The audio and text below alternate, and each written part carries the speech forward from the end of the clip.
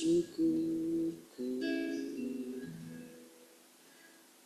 ku berikan padamu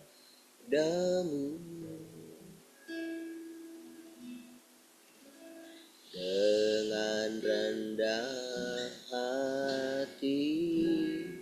Ku persembahkan, sadar bila ku ada hanya karena anugerah, bukan karena kekuatanku.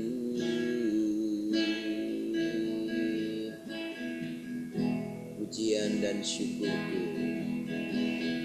pujian dan syukurku ku berikan padamu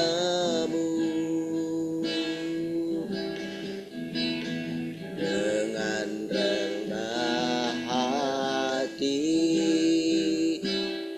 Persembahkan,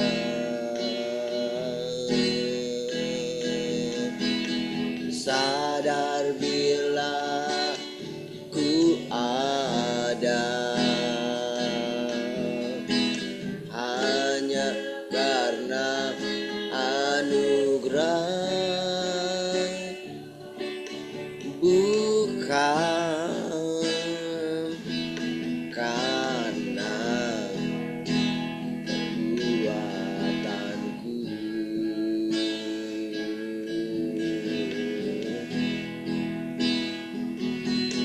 Ku tahu hidupku adalah penyembahan,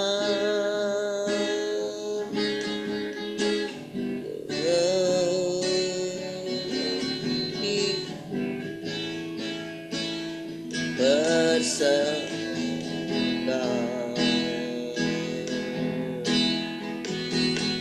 Ku tahu hidupku berharga di matamu, segenap hidupku persembahkan,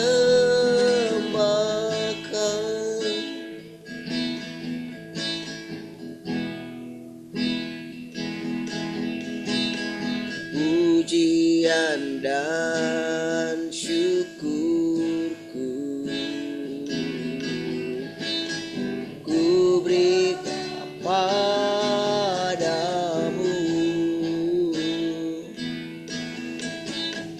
dengan rendah hati. Persembahkan,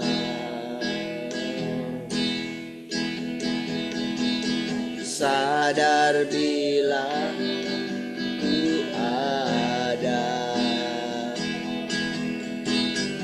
hanya karena anugerah, bukan karena kekuatanku.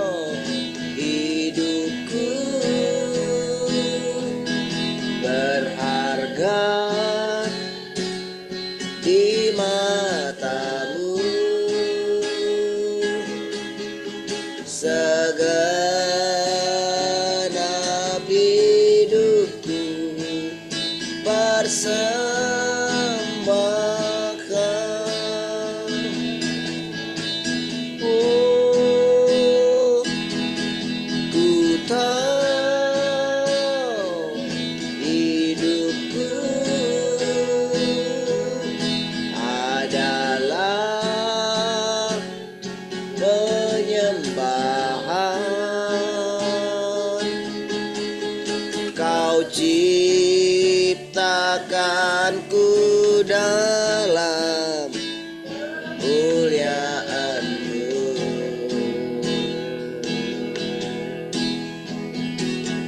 Ku tahu hidupku berharga di mata-Mu. Segenap hidupku persembahkan, segenap hidupku persembahkan.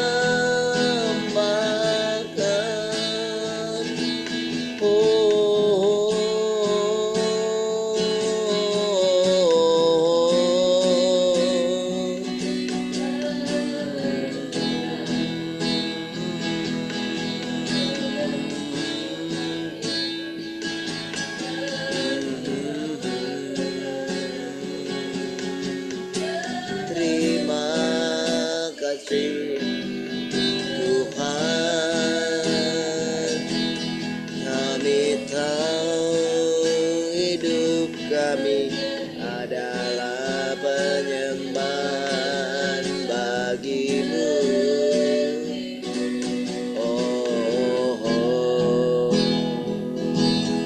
Terima kasih Tuhan.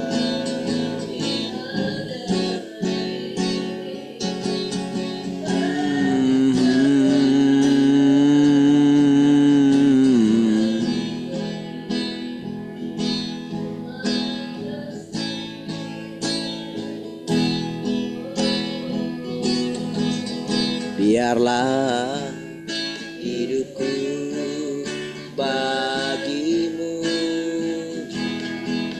sebagai pujian yang berkenan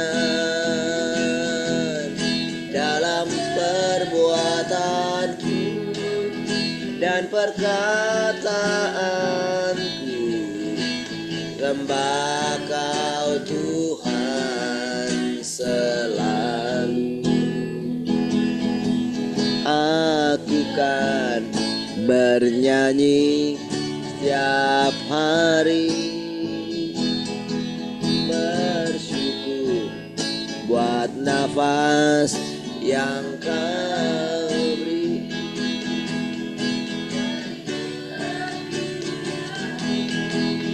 Hingga datang malam, ku sembah Kau Tuhan selamanya. Seumur hidupku, ku sembah Kau Tuhan selamanya. Seumur hidupku, ku sembah Kau Tuhan selamanya. Sekali lagi dari awal katakan, biarlah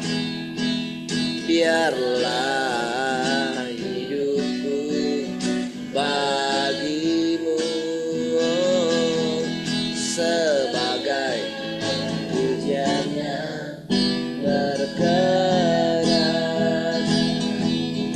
dalam perbuatanku dan perkataanku. Ku sembah Kau Tuhan selalu. Aku kan bernyanyi setiap hari, bersyukur buat nafas yang Kau beri.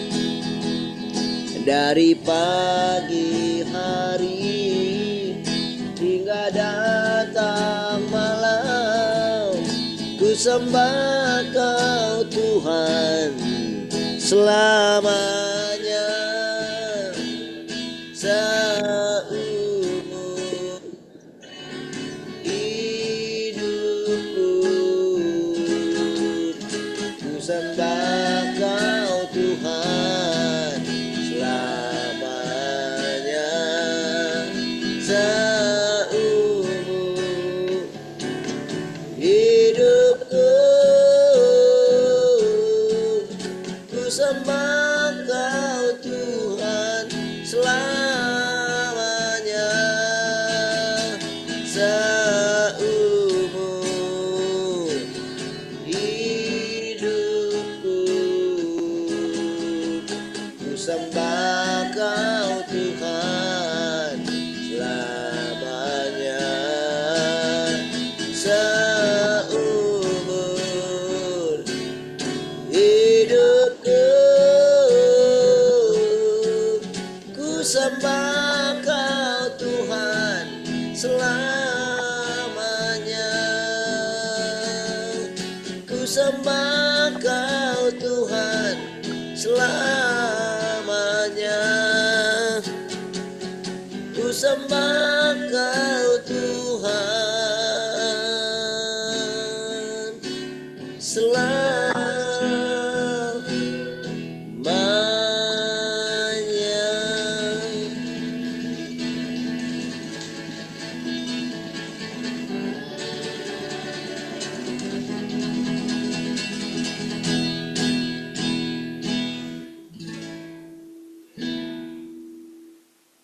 Haleluya, terima kasih Tuhan, kami bersyukur pagi hari ini. Terima kasih buat kesempatan. Masih Tuhan berikan nafas yang baru, kemudian yang baru. Terima kasih Tuhan, kami diberikan pikiran kami ini Tuhan. Recording in progress. Terpujilah Tuhan. Haleluya. Sama-sama katakan. Amin.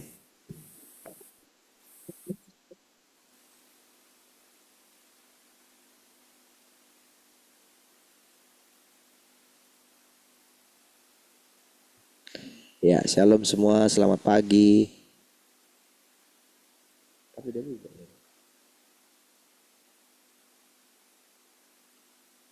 Shalom semua, selamat pagi.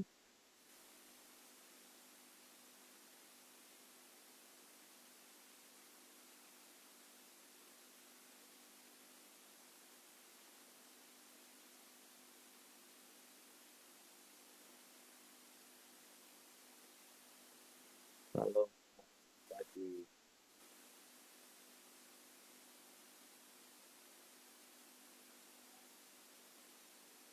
Oke. Mana suaranya? Sudah ya. Baik.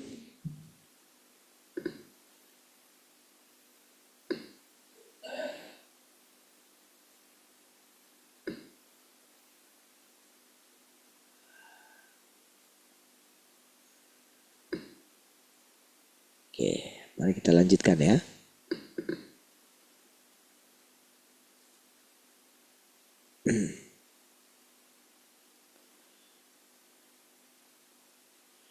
Pekerjaan dalam daging hanya dapat dilakukan dalam lingkup yang terbatas. Seperti bekerja hanya di Yudea atau hanya di antaramu. Di Tiongkok maksudnya ya.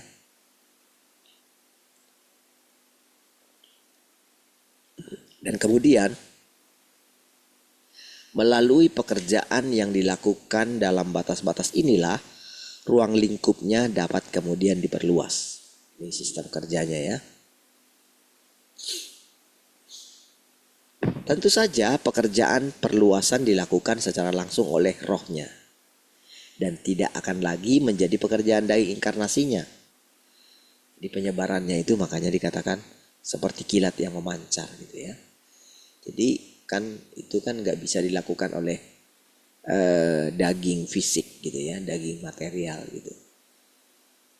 Tentu dengan rohnya gitu, dia akan mengalir gitu ya, atau memancar gitu ya. Itulah yang membuat kita bisa diajar langsung oleh Tuhan itu sendiri gitu. Ya, itu menyebar. Tapi dia harus bekerja dulu di antara sekelompok orang gitu. Pertama dalam diri seorang gitu kan, yaitu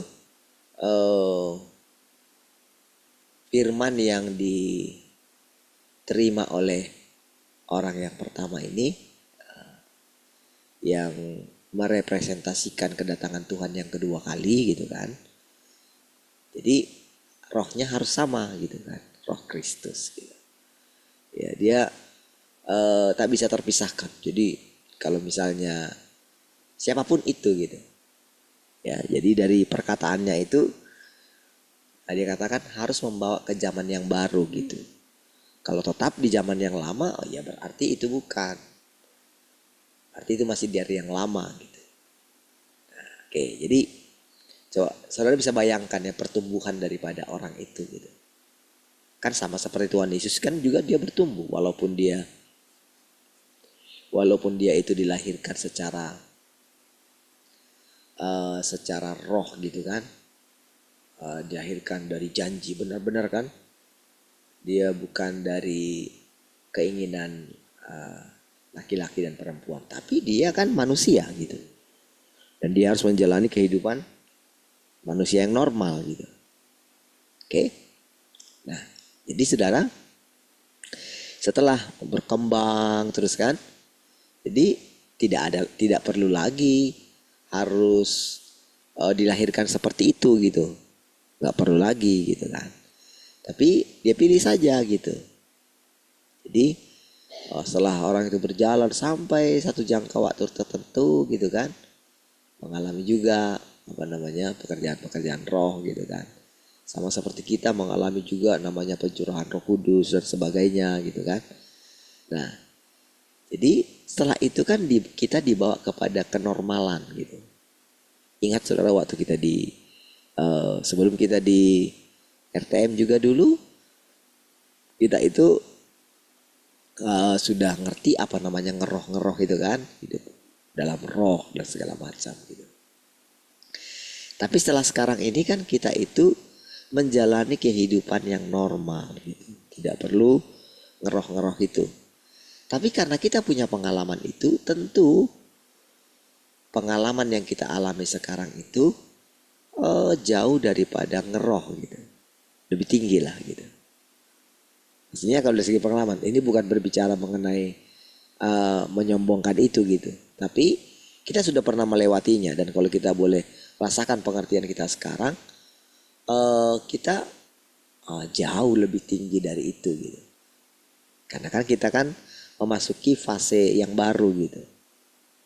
Nah jadi kira-kira bayangkanlah, kira-kira bagaimana Tuhan yang Maha Kuasa itu menerima pertumbuhannya gitu. Kan Yesus kan bertumbuh kan. Nah kira-kira seperti pertumbuhan yang kita alami lah. Pertumbuhan Tuhan yang Maha Kuasa itu. Gitu ya. Jadi seperti itu ya. Jadi makanya dia bisa meluas nantinya. Dari apa yang kita alami sekarang, nanti itu akan meluas. Normal saja gitu. Jadi tanpa sadar kita akan mengalami bagaimana semua yang difirmankan. Oh iya, tunggu dulu ya. Jadi semua firman ini bisa muncul itu lewat interaksi. Jadi lewat apa yang dialami mereka dalam pertumbuhan itu. Bagaimana juga mungkin mereka itu ketika mereka mendengarkan, lalu wah tadinya mereka semangat, wah ini Tuhan segala macam, mereka pergi memberitakan, mereka bayar harga, mulai mereka melihat gitu kan, ketika mereka mengikuti, wah apa sih yang akan jadi upah kami gitu kan. Mereka kan masih berorientasi pada upah, sama dulu seperti murid-murid gitu loh. Mereka juga pada waktu itu dulu berorientasi juga pada upah. Lalu Tuhan kasih janji kepada mereka, kalian akan dapat upah gitu. Bukan hanya di dunia akan datang, di dunia sekarang ini mereka mendapatkan upah gitu kan. Makanya kalau kita lihat saudara, ketika pertama-tama saudara mereka ini ya, ketika pertama-tama pertumbuhan gereja itu saudara ya. Lihat bagaimana saudara sampai orang-orang itu bawa harta mereka gitu ke bawah, setelah mereka jual gitu kan, mereka bawa ditaruh di kaki rasul-rasul ya, bukan perpuluhan saudara, tapi mereka bawa semuanya hasil penjualannya gitu ya. Ketika jual gitu tergantung mereka berikan dengan sukarela gitu ya. Nah, jadi pada waktu itu mereka benar-benar mengalami kelimpahan gitu, murid-murid itu gitu ya. Nah sama seperti gereja juga demikian kan, ya kan mengalami kelimpahan juga gitu ya. Nah jadi sekarang ini saudara, jadi semua firman yang ini yang diucapkan ini jadi hasil daripada persekutuan mereka gitu. Hasil dari bagaimana persekutuan mereka itu menghasilkan semua firman ini gitu. Makanya sama juga apa yang saudara dengar juga gitu ya. Jadi pertama-tama kan ketika dikatakan rohnya yang menyebarkan pekerjaan perluasan gitu kan, itu dikatakan dilakukan secara langsung oleh rohnya gitu, secara langsung gitu. Nah tentu karena kita itu sudah mendengarkan, jadi ketika kita mulai memasuki firman ini, kita mulai menerapkan, kita nggak perlu lagi ngeroh-ngeroh, kita tidak perlu lagi mencari-cari dengan apa namanya ya, mengalami peristiwa-peristiwa adikodrati supranatural. Oke, jadi sekarang kita itu tidak lagi membayangkan, misalnya kalau dulu kan kalau orang itu mau mengucapkan firman Tuhan itu kan dia harus mengalami dulu gitu, rohnya berkobar-kobar gitu kan, baru nanti wah ini Tuhan ini. Nah saya bisa mengatakan ini karena dulu saya seperti itu gitu ya. Nah tapi sekarang karena kita tahu Tuhan itu berinkarnasi gitu kan di dalam daging katanya, lalu kita percaya gitu kan, semuanya kan dengan iman. Saya percaya daging saya ini kan ya daging ciptaan Tuhan gitu, dia datang dalam daging gitu, dia menghendaki supaya semua orang diselamatkan gitu. Lalu saya mengerti, oh saya ternyata dipilih oleh Tuhan gitu. Jadi dari pemahaman demi pemahaman saudara, masuklah hal-hal yang di mana hal-hal yang dulu kita anggap tinggi sekali, sekarang kita tidak perlu menganggap itu tinggi sekali. Tapi bukan berarti kita nggak menghargainya, kita sangat menghargainya. Tetapi karena kita sudah menganggap itu bukan sesuatu yang membuat kita itu terkenal gitu ya, karena nggak itu lagi orientasi kita gitu. Karena kan pikiran Kristus itu yang walaupun dalam rupa Allah tidak menganggap kesetaraan dengan Allah sebagai milik yang harus dipertahankan, itu telah menguasai pikiran kita gitu. Tuhan saja walaupun dia Tuhan, dia itu merendahkan diri gitu. Nah disitulah kita mulai tidak lagi terlalu memfokuskan Tuhan itu ada di sorga. Jadi dulu sebelum kita menerima kedatangan Tuhan yang kedua kali di dalam daging gitu, sebelum kita percaya kalau Tuhan itu ternyata Tuhan sudah datang berinkarnasi di dalam daging gitu, maka tanpa sadar pikiran kita itu gitu mulai takluk secara perlahan gitu. Oke, dari itu apa namanya polanya gitu atau prosedurnya itu kayak gitu. Jadi nanti apa saja saudara, pikiran-pikiran apapun di dunia ini gitu ya. Kalau saudara mendengarkan misalnya orang-orang, ini secara khusus misalnya kalau saudara dengarkan orang-orang yang bisa apa ya mengajarkan tentang metodologi pikiran gitu ya, atau banyak hal gitu ya. Saudara kan langsung tahu, oh ini maksudnya gitu. Ya. Oh ini maksudnya, oh perkembangan pikiran manusia itu, oh kayak gitu ya. Wah disitulah saudara, kita mulai jadi tahu bagaimana bekerjanya eh, artificial intelligence itu saudara. Kita jadi ngerti, oh karena seperti itu ya. Karena dimasukkan ya informasi-informasi. Jadi ternyata diolah di dalam ya. Nah ternyata pikiran manusia jauh lebih tinggi dari situ ya. Nah gitu loh saudara. Nah kalau sekarang ini kan orang itu kan sekarang kan telah menjadikan proses pencarian itu sebagai tanpa sadar kan sebagai berhala sudah kan. Apa-apa tanya ke situ. Apa-apa tanya ke situ. Sudah lumrah saudara. Kalau dulu masih Google, Yahoo saja gitu. Sekarang tidak lagi saudara. Sekarang itu saudara, apa saja saudara. Jadi kalau misalnya kayak kemarin lah gitu kan. Misalnya yang ceritanya tentang hilangnya Kaisang itu kan. Itu gampang saja saudara. Entah apa yang dipakai, apa yang dibilang gitu ya. Itu semua tinggal tanya saja. Kalau misalnya di akun, di ini saudara, aplikasi X yang dulu Twitter kan. Nah itu tinggal kasih ini aja informasi. Siapakah sebetulnya orang ini ya gitu. Di manakah dia? Wah itu. Jadi kalau misalnya dulu hanya Google gitu kan, Yahoo gitu, pencarian lah gitu banyak itu ya, mesin-mesin pencarian gitu. Nah, terus lagi artificial intelligence ya AI ya. Jadi saudara itu. Tapi sekarang itu dengan ditanya saja itu semua langsung memberikan informasi. Bahkan ada yang sampai bisa ngulik di mana perusahaan yang mengeluarkan itu, di mana posisinya pesawat itu sekarang gitu. Siapa orang itu, siapa dulu sekolah di mana dia dulu, semua informasi tentang dia itu dengan gampang saja dibuka. Kenapa saudara? Mereka gampang memberikan informasi itu. Karena waktu mereka berikan informasi kan langsung dicari orang. Waktu dia dicari orang, dia dapat uang gitu loh. Waktu banyak orang yang cari dia kan.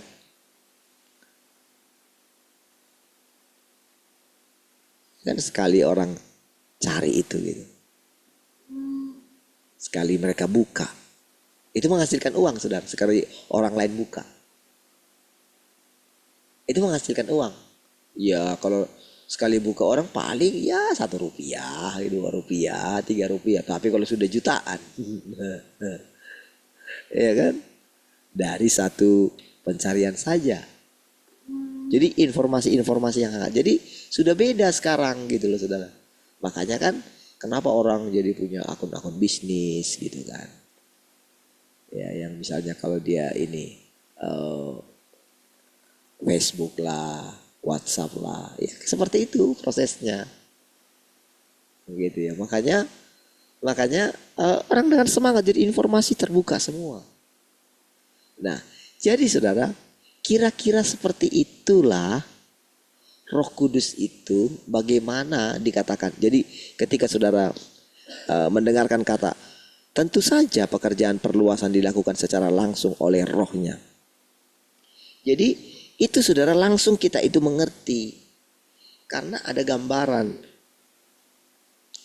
yang kita lihat secara secara nyata di dunia nyata kita ini saudara. Ada. Jadi kita jadi mengetahui bagaimana Roh Kudus itu melakukan perluasannya gitu. Jadi ketika saya cerita sama saudara setiap hari gitu. Kan kita sekarang jadi dengan mudah mengakses sorga itu gitu. Iya kan? Tetapi tentu peperangan kita di alam roh itu juga makin tinggi juga gitu. Tetapi kekalahan iblis dalam hal ini itu makin nyata juga gitu. Karena kan kita sudah ketika kita itu menerima firman-Nya. Kan dia sendiri yang bilang firman itu adalah benih gitu. Benih itu ketika tanahnya subur, pasti dia tumbuh gitu. Tentu nanti akan disirami juga oleh firman selanjutnya.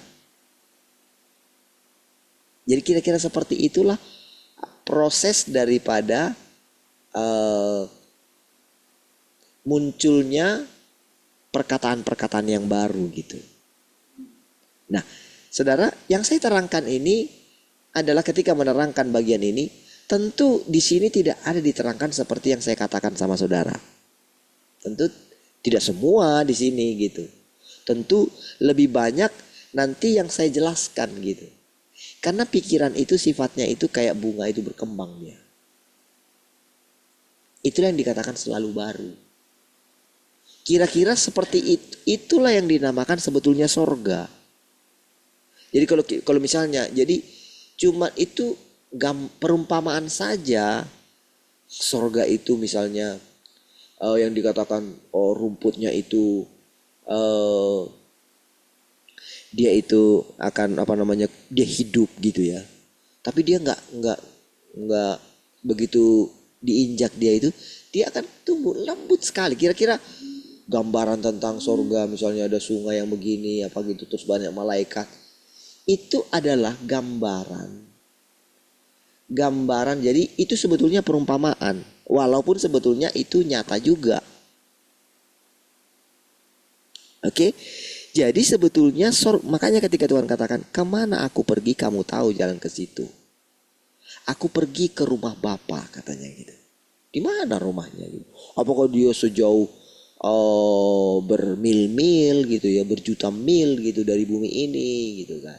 Dari mana gitu? Apa yang membuat kita nggak bisa memasukinya? Jadi kalau orang tidak menerima firman ini gitu ya, kalau orang tidak menerima, itu membuat mereka itu tidak bisa memasuki ini. Makanya saudara, kalau mereka itu mati, jadi orang akan terjadi nanti pemisahan saudara. Jadi mereka itu akan memasuki sorga dalam tanda kutip, sorganya mereka. Karena arti sorga itu sesungguhnya adalah alam roh.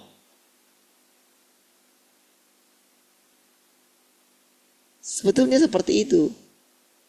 Mereka kan berkumpul dengan orang-orang yang sepikiran dengan mereka gitu. Sebetulnya seperti itu prosesnya.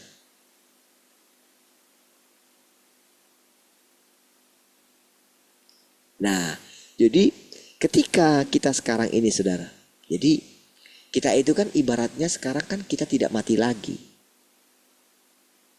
Iya. Karena kan kita sudah hidup nanti, jadi makanya pikiran kita ini terus berkembang nantinya. Dengan firman yang sudah dengar, saudara tangkap ya prosesnya ya. Dan ingat saudara, pelajaran yang paling tinggi sekalipun di dunia ini saudara, tidak lebih tinggi daripada apa yang kita pelajari. Iya. Saudara, hanya sedikit saja orang-orang yang pintar seperti Rocky Gerung misalnya gitu. Kalau saudara bisa mendengarkan dia gitu ya. Kalau saudara perhatikan ya bagaimana orang-orang kalau dia itu sok-sokan gitu ya. Kalau ngelawan dia gitu, itu langsung dimentalkan semua gitu.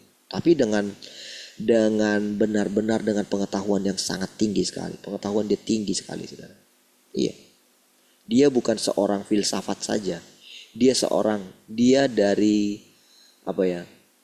dari orang yang pintar juga di eksakta gitu, di fisika gitu, yang hitung-hitung gitu. Jadi sangat jarang orang seperti itu. Dia juga pintar dalam filsafat, dalam sosial gitu, sosiologi gitu. Jadi cara berpikir, metodologi berpikir. Jadi benar-benar saudara orang yang mendengarkan dia, ketika mendengarkan dia mengikuti pola berpikir dia, itu orang itu bisa pintar gitu. Cepat sekali. Iya. Jadi cara dia menjelaskan walaupun dia dihina misalnya, kamu bujang lapuk lah nggak menikah kamu sudah tua, dia bisa jelaskan tanpa dia itu tersinggung. Gitu. Maksudnya dia itu bisa benar-benar punya kata-kata yang sangat dalam sekali. Apa saja yang disangkakan kepada dia gitu. Dia bisa menjawab gitu. Nah, tapi tahukah saudara, eh, ketika dikatakan Roh Kudus itu yang melakukan perluasan saudara, maka kita itu benar-benar merasakan bagaimana kita itu di tingkat yang lebih tinggi dari situ gitu. Iya. Jadi kalau saya dengarkan, ih, saya hebat ya. Tapi dari situ saya bisa melihat, saya kagum sekali dengan Tuhan itu. Bagaimana dia bisa menghandle semua orang paling pintar di dunia ini. Tuhan gak perlu tersaingi dengan itu saudara. Karena dia tahu segala sesuatu ada dalam pusat kendalinya dia.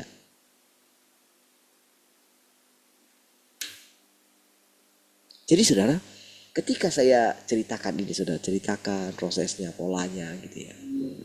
Saudara, sama seperti bagaimana Tuhan itu mengajar saya gitu ya, dari yang nampaknya sederhana gitu ya, nampaknya ya menurut orang ya apa sih pendidikanmu apa sih gitu ya.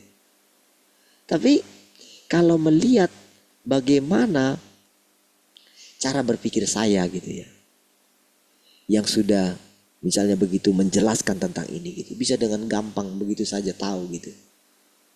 Jadi saya bukan tidak punya dasar, saya punya dasar gitu.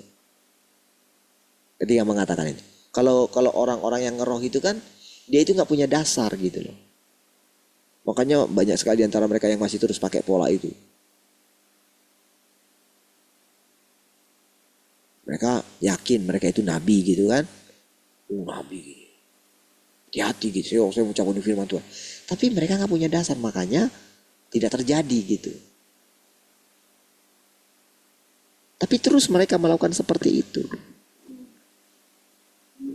Disitulah sebetulnya cikal bakal ketika mereka keluar dari pola kerjanya Allah. Disitulah sebetulnya pada akhirnya roh-roh jahatlah yang akhirnya mengendalikan mereka. Tapi mereka berpikir Tuhanlah yang mengendalikan mereka. Makanya saudara, ketika saya dulu ketika mendengarkan yang saya bilang penglihatannya pendoa itu gitu ya. Di situ benar-benar saudara benar-benar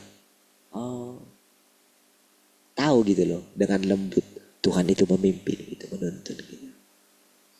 Sehingga ketika berani meninggalkan itu saudara, meninggalkan cara-cara pelayanan yang dulu itu, Tuhan disitulah Tuhan mulai menuntunnya lagi gitu. Jadi punya dasar, pengenalan kita ini punya dasar gitu. Gitu ya. Nah jadi ketika mengatakan tentu saja pekerjaan perluasan dilakukan secara langsung oleh rohnya dan tidak akan lagi menjadi pekerjaan daging inkarnasinya. Itulah artinya. Karena kan terbatas kan.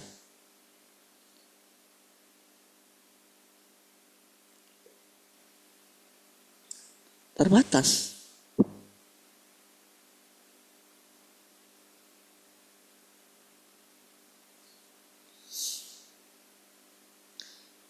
Sama dengan kita nantinya saudara. Jadi ketika orang mendengarkan perkataan saya gitu ya. Ketika mendengarkan nanti gitu. Ketika mereka mulai mengalami pekerjaan Roh Kudus itu. Ketika kan pasti mereka mencari kan. Kan setiap orang yang mencari kan akan menemukan kan. Ketika orang yang lapar dan haus akan kebenaran, pasti mereka akan mendapatkan gitu. Nah, jadi ketika nanti terjadi karena begitu cepatnya proses perluasan ini kan, perkembangan dunia ini gitu kan, maka dengan mudah orang-orang yang penasaran kan akan mencari kebenaran-kebenaran di dunia nyata ini, saudara. Nah, jadi ketika mereka mencari, disitulah mereka akan berjumpa.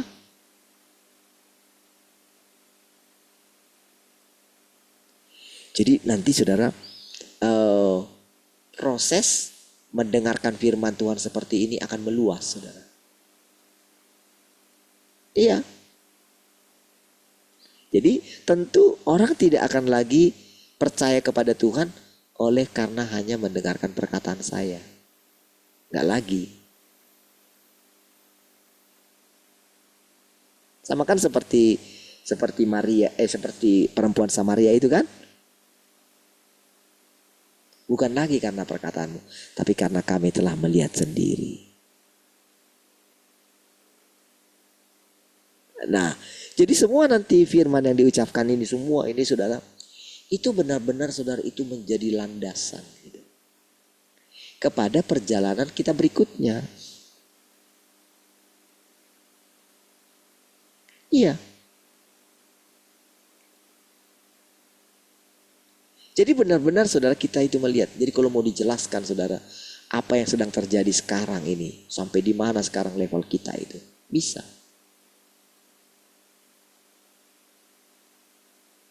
Di tingkat manapun kita sekarang, ya seperti itulah sorga yang kita masuki. Kehidupan sesungguhnya yang kita masuki. Bayangkan saudara, coba pikirkan. Hidup kita yang singkat, 70 tahun, 80 tahun, dibandingkan dengan kehidupan yang kekal. Iya kan? Berarti kan kita akan menganggap penderitaan zaman sekarang itu sangat singkat sekali, saudara. Iya. Dan sebetulnya dalam kehidupan kita, dalam perjalanan kita, kita tidak terus mengalami penderitaan. Kalau enggak, matilah kita. Berarti kita sedang tinggal di neraka dong.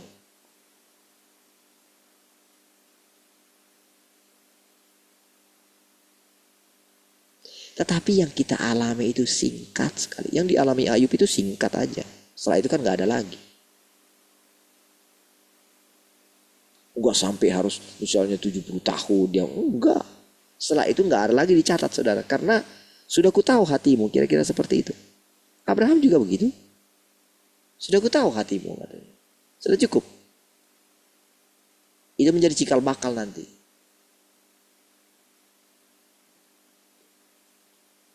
Daripada iman, daripada landasan daripada orang-orang yang beriman berikutnya.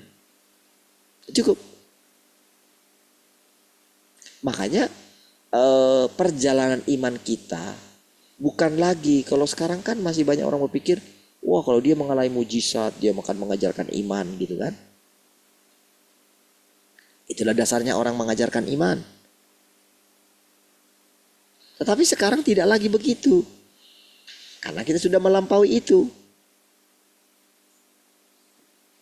Kita harus melihat ya, sampai di mana proses kita. Oke, mari kita lanjut. Karena pekerjaan dalam daging memiliki batas-batas dan tidak meluas ke segala penjuru alam semesta. Ini tak dapat dicapai oleh pekerjaan dalam daging. Tidak bisa dicapai. Untuk memasuki, untuk mengetahui apa yang saya pikiri, apa yang saya pikirkan, mana bisa. Mana bisa saudara tahu apa yang saya pikirkan. Saya pun tidak tahu apa yang saudara pikirkan. Kalau saya secara daging gitu kan. Tapi kalau roh itu dia tahu. Misalnya kan orang kan tidak tahu, misalnya kagum aja dengan kemajuan teknologi AI itu kan. Kagum sekali kan.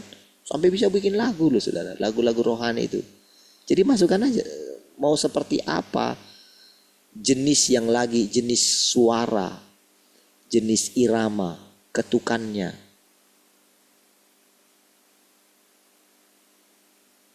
Jadi dari lagu-lagu yang terkenal yang lagi hits itu gitu kan. Itu bisa dibuat. Nah, sebetulnya orang-orang yang pintar di seni gitu ya. Jadi mereka bisa bikin buat lagu gimana, bisa aja dia. Iya. Langsung saat itu juga gitu ya. Ketika misalnya ditantang saat itu juga bikin lagu bisa. Dan lagunya bagus gitu. Nah, jadi kira-kira seperti itulah proses Karena kan itu kan sudah dibuat, kan itu istilahnya kan kayak robot dia kan ceritanya kan. Yang dimasukkan program, dimasukkan cara berpikir gitu, di copy langsung gitu. Kira-kira akan seperti itu menghasilkan apa? Kira-kira seperti itulah pekerjaan yang dilakukan rohnya di dalam diri manusia itu. Tentu tidak semua, saudara. Tidak semua orang bisa langsung mengakses kepada pikiran Tuhan itu. Kepada yang dalam ya intinya ya.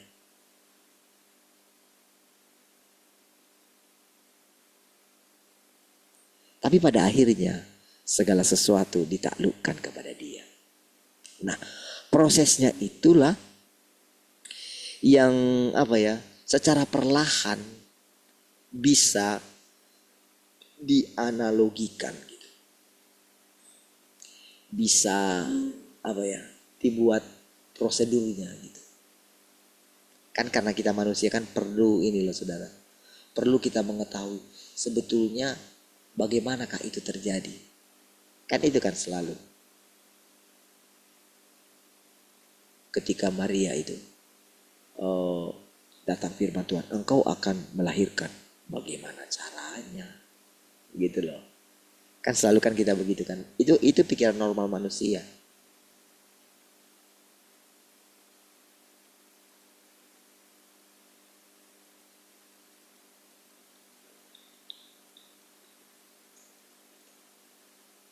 Ketika terlalu banyak lah, saya sudah sering cerita lah gimana prosesnya gitu ya. Terlalu banyak gitu ya. Gimana bisa? Ternyata bisa. Tapi keingintahuan kita terhadap bagaimana bisa itu kan terus ada kan. Makanya cara perlahan saudara, lewat perjalanan kita, maka kita akan tahu, kita akan bisa buat gitu loh. Kenapa?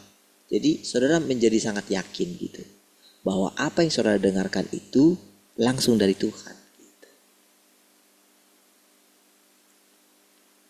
Jadi ini bukan masalah pintarnya saya, bukan. Tapi ini adalah masalahnya di dalam Tuhan itu sendiri. Disitulah baru kita tahu kalau Tuhan itu menampakkan diri secara nyata kepada kita. Iya. Itulah artinya, makanya dikatakan kepercayaan kita tidak samar-samar lagi. Kepercayaan kita itu jadi nyata. Itu prosesnya ya. Lihat bagaimana. Jadi nanti kalau saudara mulai mendengarkan gitu ya. Karena itu kebiasaan saya sekarang ya, mendengarkan gitu. Bagaimana perdebatan gitu ya. Bagaimana saya mendengarkan. Saya jadi sudah terbiasa jadi kalau lihat mereka itu sudah, karena udah terbiasa, bayangkan hari-hari, bayangkan. Mereka itu posting malam-malam pun mereka posting loh saudara. Apalagi kalau lagi tegang apa gitu ya. Itu sampai dini hari pun mereka podcast saudara. Iya. Dan bagi mereka itu sangat menyenangkan gitu. Iya. Oh, orang yang mendengarkan, jangan saudara pikir gak banyak orang yang mendengarkan, banyak. Karena penasaran terus. Karena di sana juga kita bisa berinteraksi gitu. Nanti mungkin apa yang kita sampaikan di sana gitu ya mungkin dibacakan juga. Pasti kan mereka akan baca semua komen-komen itu gitu. Tanpa sadar kalau kita punya channel, ketika mereka, siapa nih orang ini ya gitu, siapa sih orang ini yang kasih komennya bagus juga nih misalnya kayak gitu, dikliklah akun kita gitu. Misalnya walaupun dia muslim gitu atau gimana gitu, tapi misalnya begitu tahu saya yang ini kan, dia tahu, wah bapak ini pendeta kayaknya gitu kan.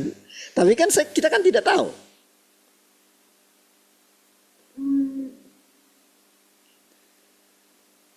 Saudara, Itu benar-benar saudara sekarang penginjilan itu benar-benar apa? Tidak terbatas lagi. Jadi sekat-sekat yang selama ini saudara ya, sekat-sekat itu runtuh gitu. Jadi kalau ada orang yang masih punya pemikiran ortodok gitu ya, pemikiran ortodok itu kayak gini saudara, merasa agamanya yang benar, itu ortodok gitu. Itu akan disingkirkan. Itu akan dilindas oleh kemajuan zaman ini. Maksudnya kemajuan zaman ini bukan negatif ya. Bukan. Jadi mereka yang takut sekali saudara, akan takut sekali dengan apa yang sedang terjadi. Tapi memang ada memang dia yang berani juga, tapi berani apa ya? Ya sudahlah, gitu kan. Mati-matilah, kira-kira kayak gitu. Orang juga mau mati semua kok. Jadi apa saja yang dimasukkan ke dalam tubuh mereka gak takut gitu. Tapi kan kalau kita lihat waktu yang penyakit kusta itu kan, ingat gak waktu mereka itu peristiwa tentang bagaimana dalam satu hari harga-harga yang tadinya mahal sekali kan, karena barang-barang langka kan, itu dalam satu hari kan itu bisa berubah gitu kan, jadi menjadi harga yang sangat murah sekali karena barang berlimpah gitu. Prosesnya kan pada waktu itu kan kan mereka itu kan ketika mau pergi ke tempat apa namanya yang barang-barang yang ditinggalkan itu kan mereka itu punya prinsip kayak gini, ya udahlah daripada mati kayak gitu ya sudahlah, kesana pun mati, di sini pun mati, di sini nggak punya makanan, kesana pun kami pergi ke tempat mereka mau mencuri bahan-bahan makan daripada yang menjarah mereka waktu itu kan, nah ya sudahlah mati-matilah gitu. Tapi waktu mereka itu melangkah justru yang terjadi adalah Tuhan mengubah langkah kaki mereka itu menjadi seperti suaranya apa? Pasukannya orang Israel. Lari tunggang-langgang gitu. Disitulah terjadi peristiwa yang luar biasa. Nah, kira-kira seperti itulah kenapa dikatakan di akhir zaman itu pergilah ke pasar-pasar gitu loh. Kan kalau kita lihat di proses itu saudara, itu kan peristiwa akhir zaman saudara.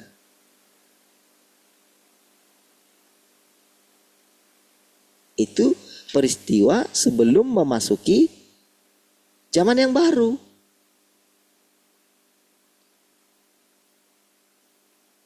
Jadi ada banyak sekali saudara kekolotan daripada pikiran orang-orang yang hanya apa ya, mempertahankan kepercayaan yang lama saudara.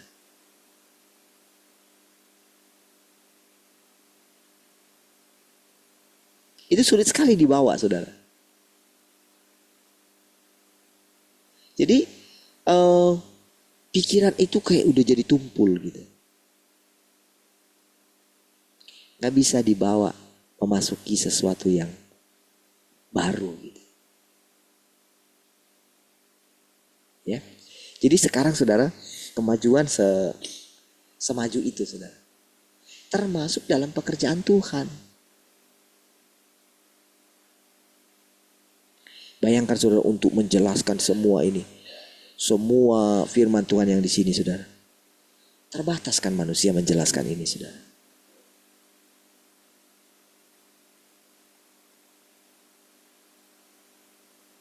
Terbatas. Kalau diikutin saudara, kalau saya ingat pertama-tama awal-awal gitu ya, saya skip saudara. Yang ini, aduh nggak bisa. Yang ini, saya nggak percaya ini. Apalagi tentang yang masalah reinkarnasi itu saudara. Berulang-ulang bahkan sampai ke binatang segala macam gitu. Waduh itu sulit. Tapi sama seperti dulu pengalaman saya ketika mengikuti Pak Andreas juga kan gitu dulu. Saya hanya tertarik satu bagian, yaitu mendengarkan suara Tuhan. Oh ya Bayangkan bukunya sampai waktu itu sudah, ya buku 6 itu aja rasanya gimana mempelajarinya gitu. Iya kan? Sampai buku selanjutnya kita ulang-ulang gitu saudara. Kan pada akhirnya kan mau nggak mau kan harus mempelajari yang namanya dunia orang mati pada waktu itu. Tapi kan tadinya kan saya nggak tertarik ke situ. Benar-benar nggak tertarik. Tapi pada akhirnya kan harus makan juga perkataan itu. Tapi ketika dalam kehidupan selanjutnya, oh baru tahu. Ternyata berguna juga ya. Gitu kan? Tapi selanjutnya kita dibawa lebih lagi. Gitu loh saudara. Harus berani dong melepaskan yang lama. Harus berani dong keluar dari kekunoan kita. Cara berpikir yang kuno. Cara berpikir feodal gitu maksudnya. Jadi saya sengaja mengeluarkan kata-kata yang apa ya, mungkin yang baru gitu ya. Terbiasa dengan kata-kata yang baru itu supaya nanti dengan cepat kita itu bisa mengerti gitu. Wah kalau ikut-ikut debat itu banyak sekali istilah-istilah yang baru saudara. Jadinya saudara tanpa sadar orang itu kuliah. Iya. Ketika mendengarkan penjelasan itu. Oh di mana-mana nggak mau ketinggalan itu dari kota-kota mana nggak mau ketinggalan itu saudara.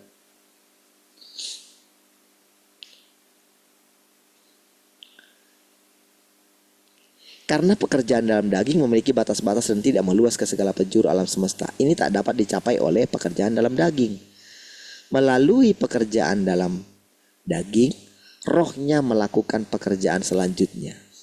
Jadi, pekerjaan yang dilakukan dalam daging bersifat perdana yang dilakukan dalam batas-batas tertentu. Setelah ini, rohnya lah yang akan melanjutkan pekerjaan ini. Dan dia melakukannya dalam lingkup yang lebih luas. Gitu ya, lebih luas. Termasuk dalam pikiran kita ini.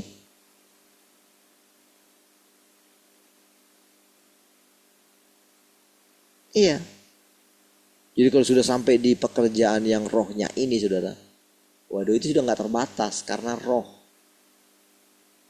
Dan itu sangat cepat sekali saudara. Makanya nanti saudara akan melihat diri saudara. Benar-benar. Apa ya. Kalau ada saudara.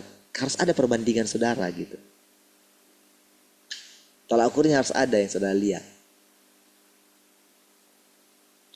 Orang di PT saudara mungkin saudara lihat cara berpikir dia, misalnya seorang manajer atau apa gitu kan.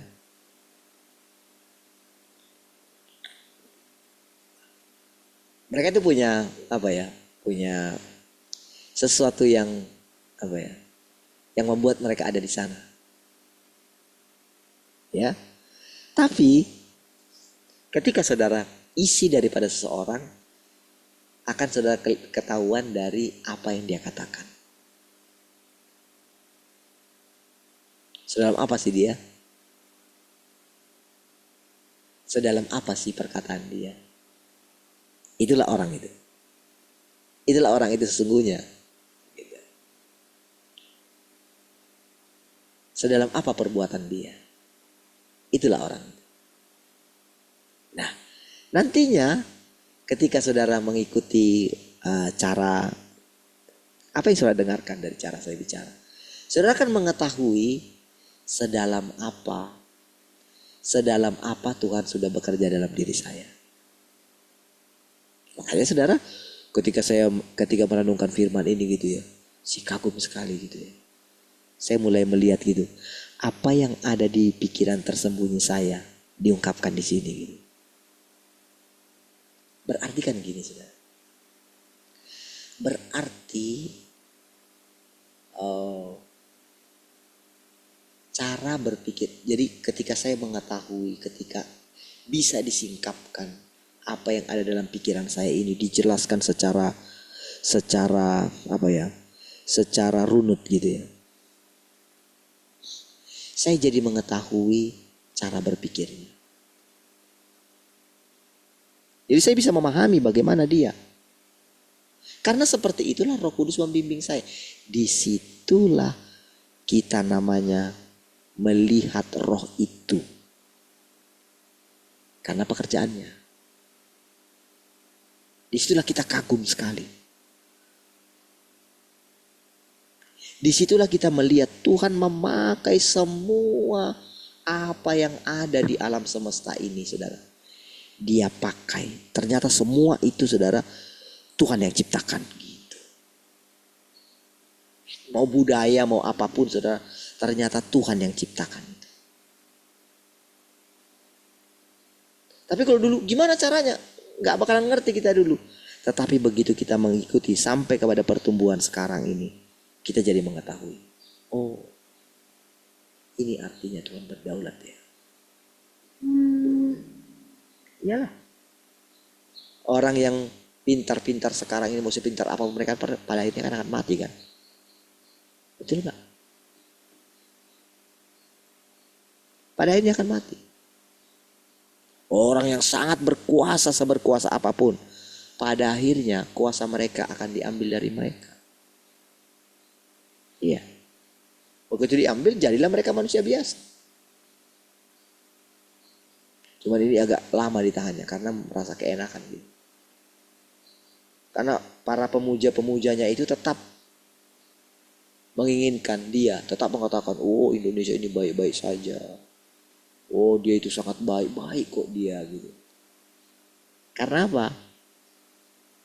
Mereka tidak mau kemesraan ini cepat berlalu. Ya. Karena mereka mendapatkan keuntungan dari situ. Karena kalau nanti gak berkuasa lagi dia, mereka tidak berkuasa lagi. Sehingga pemerintahan berikutnya, kenapa dia itu selalu mengatakan, wah saya ini dimentori oleh Pak Presiden ini gitu. Saya mentornya dia. Karena dia melihat keuntungan daripada cara memimpin seperti itu. Dan diam-diam dia mau melanjutkan cara memimpin seperti itu. Tapi dia lebih licik lagi. Ya karena memang manusia seperti itu, saudara. Nggak pernah bisa dipercaya. Karena ada sesuatu yang disimpan, yang sangat tersembunyi, sangat jauh di dalam lubuk hatinya. Kenapa kita bisa bilang seperti itu? Murid-murid Tuhan aja juga seperti itu kok. Iya kan? Rasul-rasul itu seperti itu awal-awalnya.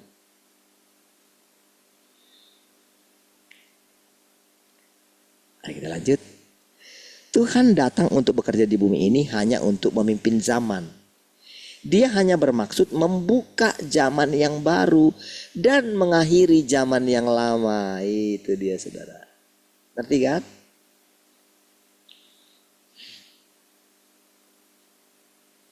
Disitulah saudara letak kelirunya kepercayaan yang lama, saudara.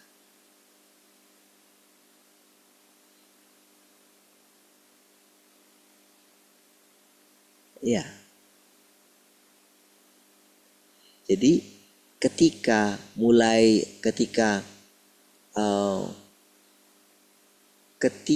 di dalam satu zaman orang Kristen itu gimana ya? Kekeliruan dalam kepercayaan kepada Tuhan Yesus itu loh, saudara. Iya, mereka benar memang, saudara. Yesus itu satu dengan Allah itu gitu. Tetapi kalau mengatakan, kalau orang mengatakan siapa Tuhanmu, siapa Allahmu, gitu. Siapa namanya Allah? Yesus. Nah, keliru di situ.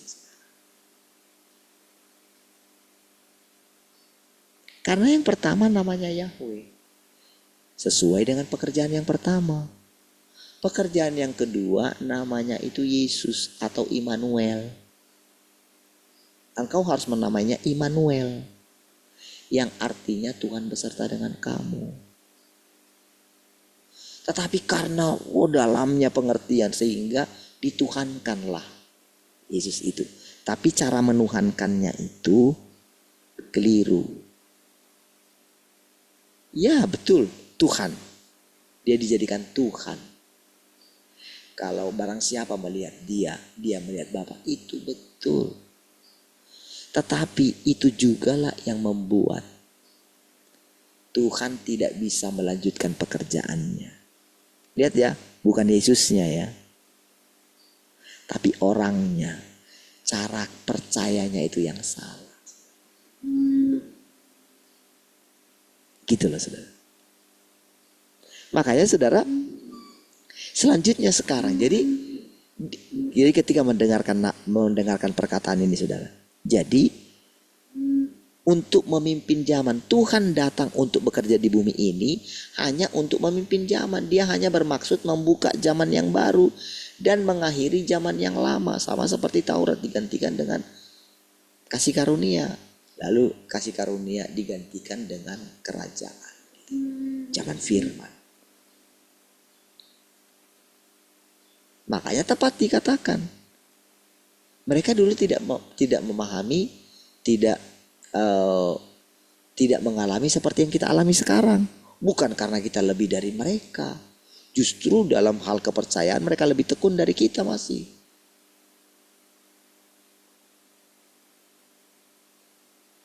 Tetapi mengenai zaman kita lebih baru daripada zaman mereka. Gitu ya. Nah, lihat. Dia tidak datang untuk menjalani perjalanan hidup seorang manusia di bumi untuk mengalami sendiri suka dan duka kehidupan dunia manusia, atau untuk menyempurnakan orang tertentu dengan tangannya atau secara pribadi mengawasi orang tertentu saat dia bertumbuh.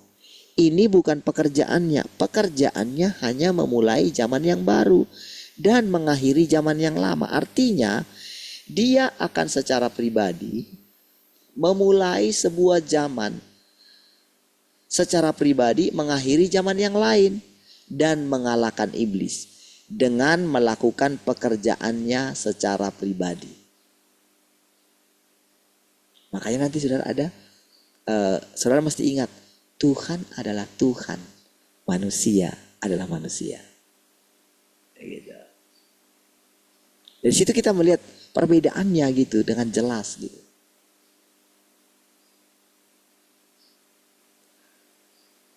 Setiap kali dia melakukan pekerjaannya secara pribadi, seolah-olah dia sedang menjejakkan kaki di medan perang. Pertama-tama dia mengalahkan dunia dan menang atas iblis. Selagi berada dalam daging, dia mendapatkan segala kemuliaan dan memulai seluruh pekerjaan selama 2000 tahun. Membuat semua manusia di bumi memiliki jalan yang benar untuk ditapaki, serta kehidupan penuh damai dan sukacita untuk dijalani. Jadi sebetulnya mengalahkan iblis itu Tuhan itu sendiri. Dia melakukannya melalui dagingnya. Nah, ketika kita itu menerima Tuhan yang Maha Kuasa itu dalam daging kita, artinya gini saudara, menerima Tuhan yang Maha Kuasa ini pertama-tama kita mulai mendengarkan Dia. Itu dulu yang pertama gitu. Kita mulai mendengarkan firman ini walaupun kita tidak tahu.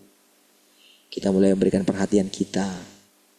Kita menjadikan ini menjadi prioritas kita. Gitu loh. Bacalah kan? Nah, ketika kita secara perlahan mulai mencoba memakan setiap firman ini saudara, disitulah baru kita melihat terjadilah peperangan di dalam diri kita. Terjadi peperangan di dalam. Iblis akan muncul. Dimunculkan. Apa segala hal-hal yang negatif dari dia. Takut, apa gitu ya. Kacau, bingung gitu ya. Tidak tenang. Itu muncul semua. Murung, marah. Wah, muncul itu kan semua panji-panjinya dia. Kesombongan. Tapi begitu dia mulai menjejakkan kakinya gitu ya. Ketika dia mulai punya tempat untuk berpijak di dalam diri kita. Disitulah dia mulai berperang. Melalui apa dia berperang? Melalui pikiran kita yang bertumbuh. Iman kita naik. Disitulah nanti letak bagaimana kita itu disempurnakan pada akhirnya. Disitulah baru kita melihat sorga yang sesungguhnya. Ya, itu prosesnya ya. Baik, Tuhan sudah senang. Mari kita berdoa. Makasih Tuhan, kami bersyukur pagi hari ini. Makasih buat persekutuan ini. Segala kemuliaan bagi-Mu Tuhan. Pujilah Tuhan, apapun yang kami lakukan hari ini, semuanya dalam pemeliharaan Tuhan. Terpujilah Tuhan, haleluya. Mari kita yang mengasihi Tuhan sama-sama katakan, amin. Puji Tuhan, Tuhan memberkati.